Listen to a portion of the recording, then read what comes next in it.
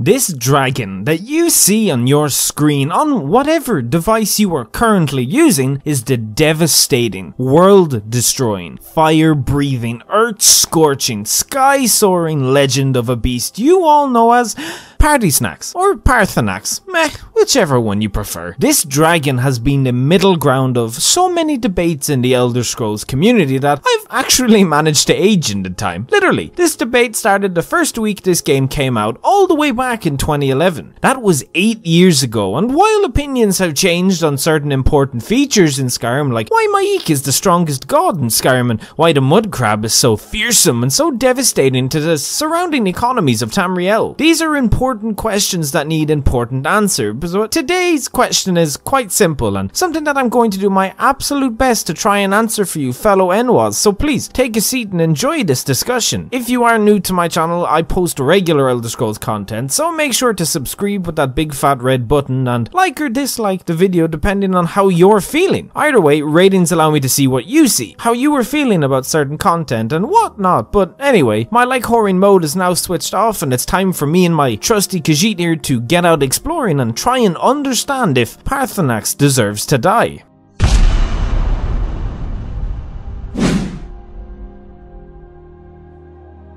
So we will get to a stage in the main quest line of Skyrim where the Blades will refuse to help the Dragonborn progress any further in their mission if he or she does not get rid of the legendary dragon who leads the Greybeards. He will always be sitting at the top of the throat of the world waiting for you, waiting for the next step in his future, one where by Bethesda's rule he will no longer exist due to you being forced to kill him with no other choice. This of course upset a lot of players, myself included, on a blatant backtracking of the kind of choices we had back in Morrowind, but this video isn't about the sheer incompetence and laziness produced by Bethesda Game Studios. No, we are going to try and consider if he deserves to die, even after the war crimes and atrocities committed by him during his time in the ancient eras of Tamriel. So my friends, do you think Paarthurnax deserves to die at the end? Let's have a little look into his past and see what Paarthurnax was like before he decided to help the old heroes of Skyrim get rid of Alduin. What kind of a beast was he before he became the innocent reptile perched atop a mountain?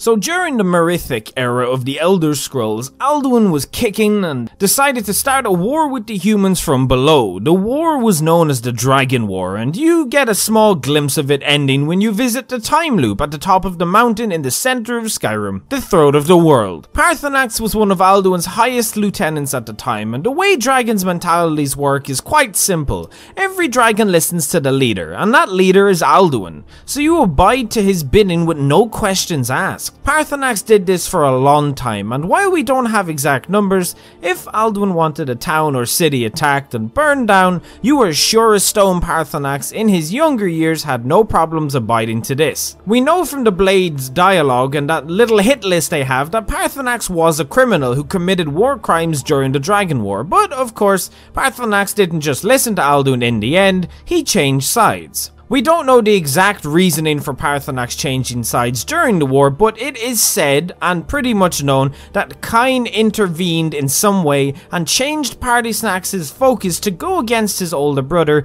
and he did just that by teaching the humans the tongue. The men and women of Skyrim could now speak the dragon tongue, and they forced a shout into their vocabulary made up of their fiery hatred of Alduin and all the other dragons, one that would bring them to the ground. The shout was known as Dragonrend. You all know this shout from using it to defeat Alduin at the end of the game. It's quite literally my favorite shout in the game. Them dragons who stay up in the sky are so goddamn annoying, but Dragonrend helps fight them all and fix that issue. Paarthurnax not only saved the humans by teaching them the ability to shout, thus bringing about the creation of Dragonrend, but he also helps the Dragonborn at the end of Skyrim to fight Alduin and rid him from Sovngarde. So with the most basic of history told to you all now, you all have a better understanding of Paarthurnax's contributions to both the Dragon War and ending it. So I think it's time to use this information to make a case for him. So while we humans follow a strict justice system that most fictional games, movies, shows, and books follow, sometimes I think there needs to be room to see the brighter side of something, and Paarthurnax is that perfect grey line to venture on. Yes, everything Paarthurnax took part in was atrocious, and the families and lives he helped ruin really do make him evil for what he did during that time. But redemption is a powerful thing to work on as a sole entity, and he tried. He single-handedly helped save the world. Without him, Alduin would have won the Dragon War, no questions asked, and not a soul would have changed that outcome, unless another dragon decided to change sides, but that's unlikely. Without Paarthurnax, Delphine wouldn't even exist to complain about him being alive, and while this might not be enough to sway people alone, you have to ask yourself, how good is a justice system after literal hundreds of years? Even more, thousands of years, when everyone who was around to witness the crimes is long gone and dead. There isn't even anyone to fight the case outside of the remnants of the Blades. Does time excuse you from your crimes? Especially if you haven't committed a single one in that massive time frame. This is the exact case for Paarthurnax. He has his good deeds and the large amount of time given to him to have this opportunity to avoid the justice others look for. His crimes were very evil. His deeds were not good, but do you ever consider that helping save the world more than once can excuse you from being offed in your old age at the top of a cold, icy mountain in the harsh lands of Skyrim? Personally, I feel Paarthurnax deserves to be excused for his crimes. His crimes wouldn't even be crimes if he didn't save the world for humans to acknowledge his bad deeds as crimes. On top of this, he's old and feeble. Just look at him. He shows signs of aging with cracked horns and raggedy and broken skin. I don't think there's a lot of people Paarthurnax could hurt, but then again, he hasn't really tried to fight anyone because he hasn't committed any more crimes in forever. Of course, without a justice system, anyone could get away with anything, but I think under very, and I mean very, certain instances, specifically ones where you save the faith of mankind, some crimes should be let go. Now let's talk a bit about what the Blades have to do with all this. During the moments where Delphine forces you to make a choice you may or may not regret.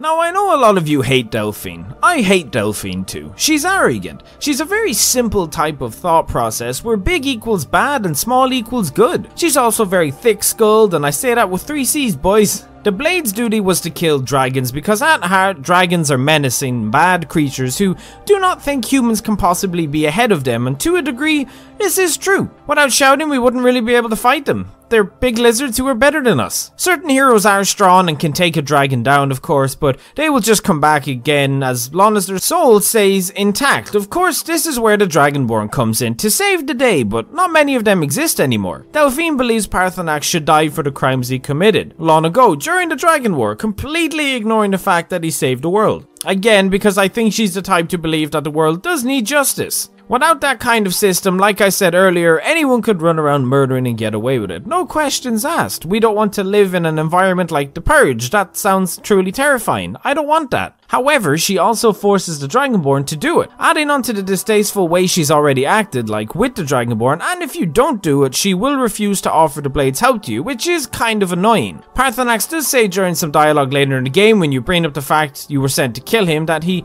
does fight back his inner evil urges that all dragons have, just so he can live a normal life without problems. He hasn't proven to let these urges come out, but only time will tell if this could possibly happen. But there is one more thing I'd like to say, which I know isn't possible, but if Bethesda were good at writing, this could be his fate.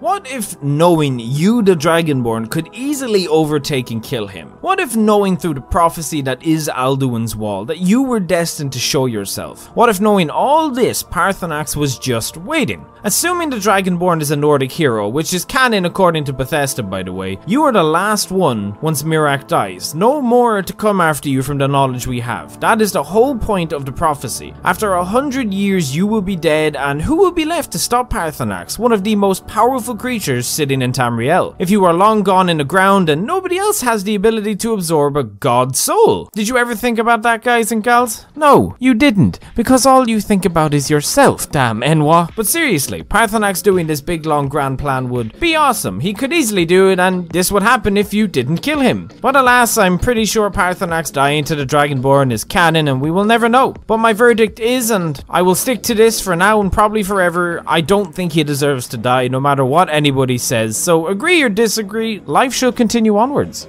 Anyways, my friends, thank you for listening to me babble about this topic. Once again, I really hope I taught you something new and that you found what I had to say interested in some sort of manner. I enjoyed making this video a lot. These insightful discussions and analysis videos are kind of fun to make. Some ideas for these types of questions in the comments would be awesome. Things similar to ideas like, does Paarthurnax deserve to die? The reason I ask is because I'd like to know what you guys want more than what I want to look into. We'll do a mix of both, of course. We can look into more of these kind of stuffs, and I would love to feature your idea at the start of a video. If you did enjoy the video, however, make sure to like and subscribe to stay tuned for more Elder Scrolls content, and if you agree with what I have to say about Paarthurnax. And if you didn't like this or disagree with me, a dislike is very welcome. This fine Irishman's way. Sharing the video also helps out the channel, and you can always switch on that bell icon to stay tuned for the videos to come. Follow my social links, and yeah, I think that's enough plug-in to start up a power plant. Thank you again for watching, my friends, and I hope you have a great day, week, month, or year, and I will see you all next time. Peace, party snack slayers.